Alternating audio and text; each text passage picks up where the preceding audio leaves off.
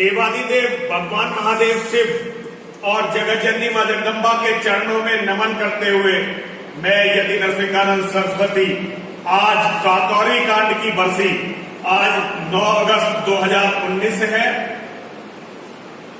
9 अगस्त 1925 में अंग्रेजी साम्राज्य के विरुद्ध एक बहुत बड़ी लड़ाई शुरू की गई थी। अमर शहीद रामप्रसाद बिस्मिल जी, अशफाकुल्ला खान साहब, राजेंद्रनाथ लाहिड़ी जी और ठाकुर रोशन सिंह जी, इन्होंने चंद्रशेखर आजाद जी के नेतृत्व में, उनके मार्गदर्शन में, ये उस टाइम हिंदुस्तान रिपब्लिकन एसोसिएशन के सभी लोग काम करने वाले थे, इन्होंने अंग्रेजी शासन से लड़ाई शुरू की थी। इन्होंने काकोरी जो लखनऊ के पास है वहां एक ट्रेन लूटी थी जिसमें सरकारी उस समय का अंग्रेजी सरकार का खजाना जा रहा था। ये षड्यंत्र खुल गया।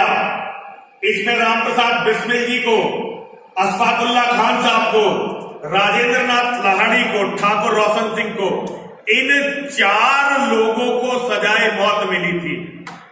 16 ऐसे क्रांतिकारी थे जिन्हें 4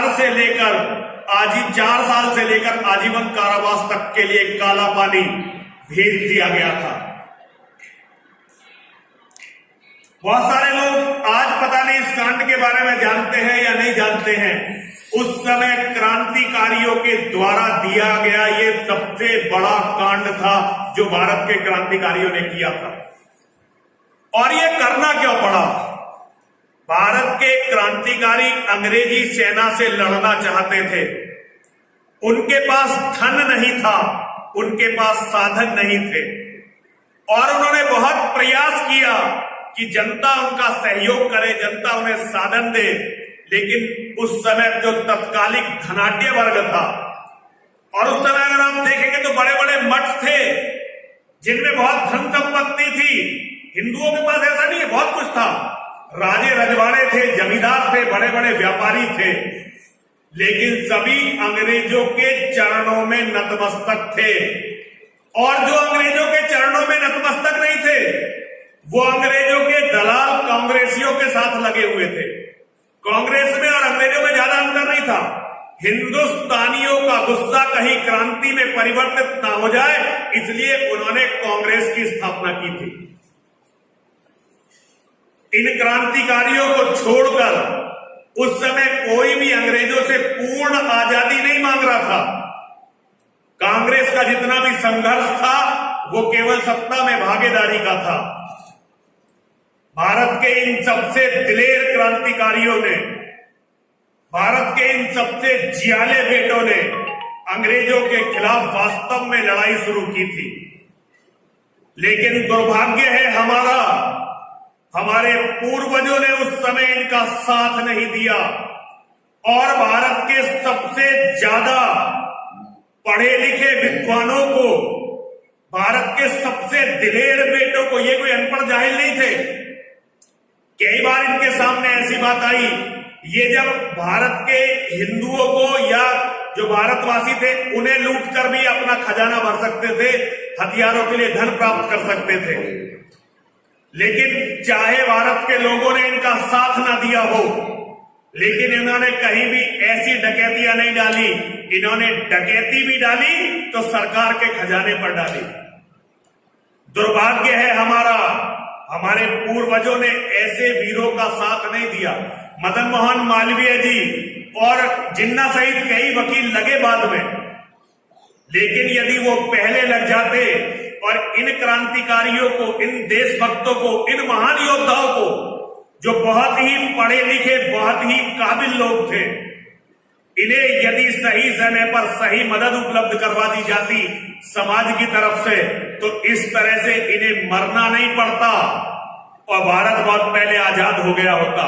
और भारत आजाद होने के बाद भी कांग्रेस के चंगुल में नहीं जाता। हमारे लोगों ने, हमारे पूर्वजों ने दलालों की तो मदद की, लेकिन धर्म और देश के लिए लड़ने वालों की मदद नहीं की। आज यदि हमारी दुर्गति है तो उन्हीं हमारे पूर्वजों की गलतियों के कारण है। लेकिन आज भी हम यही कर रहे हैं। हम जो लोग देश और धर्म के लिए लड़ रहे हैं उनकी कोई मदद नहीं करता। मदद करते हैं नेताओं की, मदद करते हैं राजनीति करने वालों की, मदद करते हैं सत्ताओं के दलालों की।